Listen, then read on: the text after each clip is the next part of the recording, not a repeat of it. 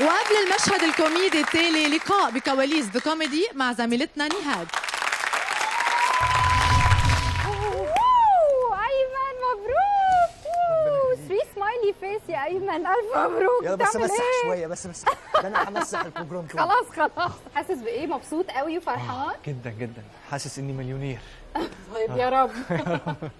قول لي بقى، تقدر ان شاء الله تحافظ على نفس المستوى اللي انت بدات بيه؟ يا رب. لا انا عايز اتحسن. يلا مبروك يا ايمن، جود لك. يلا باي. يلا باي. يلا حد عايز امسح له يا جماعه؟ لا شكرا. باي.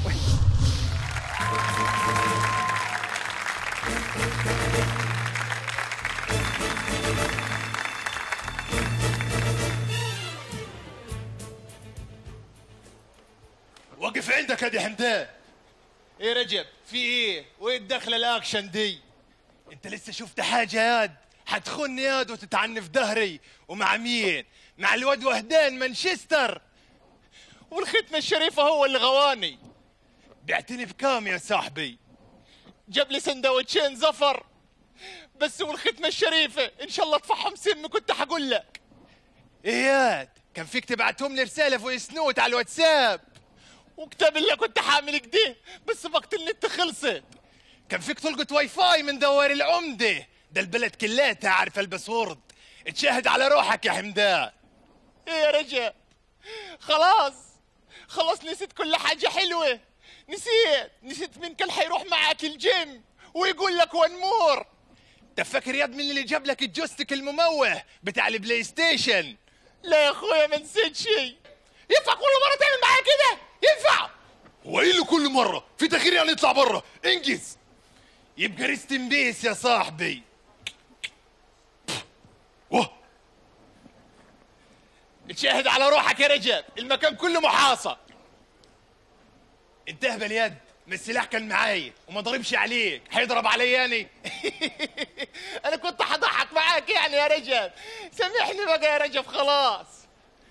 طب يعني لو سامحتك يا هتعلمني اجيب ازاي خيروقه في ميسي في الفيفا، وهعلمك كمان تكسب بمصر في كاس العالم. انت حبيبي يا رجب. هجمي يا حمدان.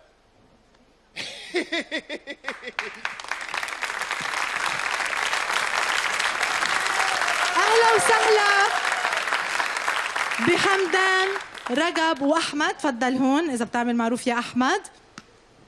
كيفكن؟ بخير. تمام، انتوا كتار. اسم الله كلهم مجموعين فيك. سيرين، شو رايك باللي شفتيه؟ احمد، انا بدي اقول انه المره اللي فاتت كنت كثير مهضوم بالتقليد وكثير حبيناك، خاصه بكابتن ماجد والى اخره. فبالنسبه لإلي بدك تسامحني هالمره. ماشي، مش مشكله.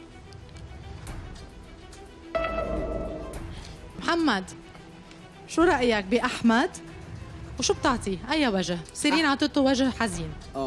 احمد المره اللي فاتت يعني موتنا من الضحك الحقيقه، وعلى مستوى التقليد بارع بجد. بس النهارده على مستوى المشهد اللي انا شفته، لا المره اللي فاتت كان احلى بكتير جدا جدا. سامحني حماده. والله عادي جدا. حبيبي. يعني وجهك ضاحك هنيدي، بس اي وجه رح تعطيه لاحمد؟ لا هو فاهمني حماده. يعني حسمت النتيجه احمد، ولكن اكيد استاذ حسن بهمنا وبهم احمد يسمع رايك. هو فعلا يا احمد المره اللي فاتت ضحكتنا، كان دمك خفيف الى درجه يعني. انا اتفاجئت بيك المره دي. في ايه اللي بتعمله ده؟ انا اسف يا احمد. لا يا حبيبي ولا يهمك، عادي. 3 سيت فيسز لإلك يا احمد. نشكر مشاركتك واكيد بنتمنى لك كل الخير. شكرا لك احمد مرشدي من مصر.